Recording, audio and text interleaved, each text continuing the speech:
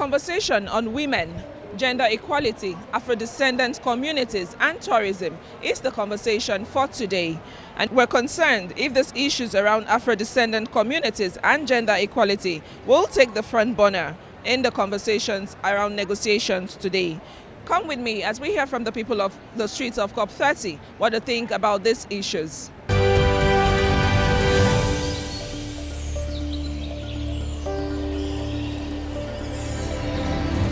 We are here to discuss a lot of topics, including the solution. So I'm focused on the solution, and I think that the technology could be proposed here to discuss this kind of topics, because we are facing a lot of challenge, including the agenda as well.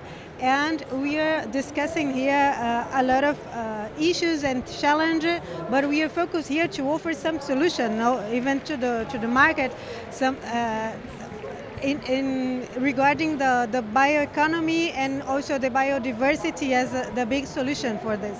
As a young woman or a young woman within the space of activism, indeed I've seen firsthand what it means to build the capacity of a woman to be at the forefront of climate solutions.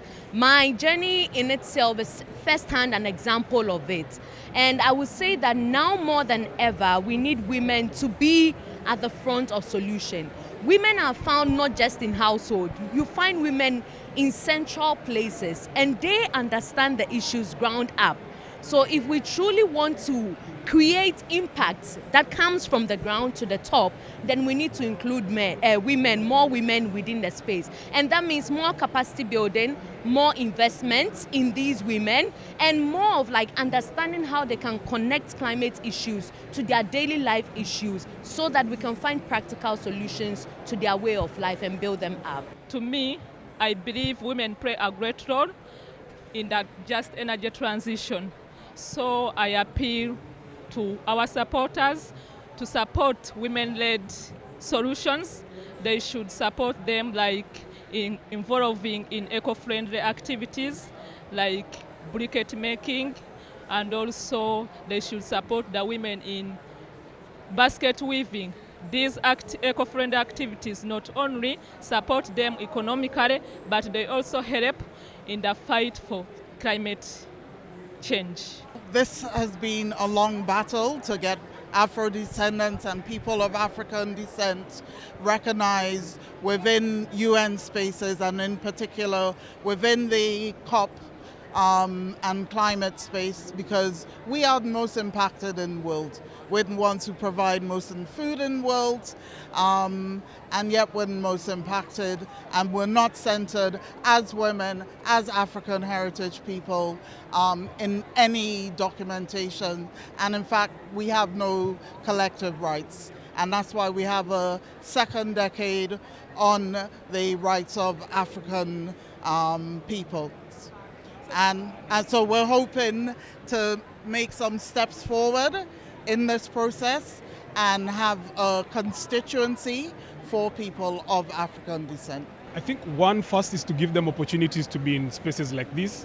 For many years until now, it's a purely male-dominated sector that feels like we're not giving opportunities to marginalized communities, to women, and to the Afro-descendants. So one will be to get them into these spaces so that we can understand what the ground is feeling and what the ground what is happening on the ground.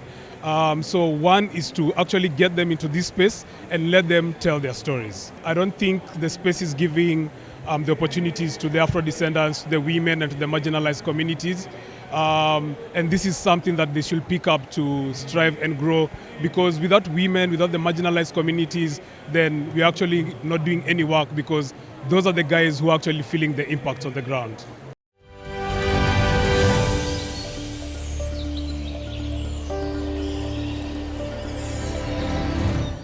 Women can lead climate-led solutions if given the opportunity, because they bear the brunt of environmental pollution.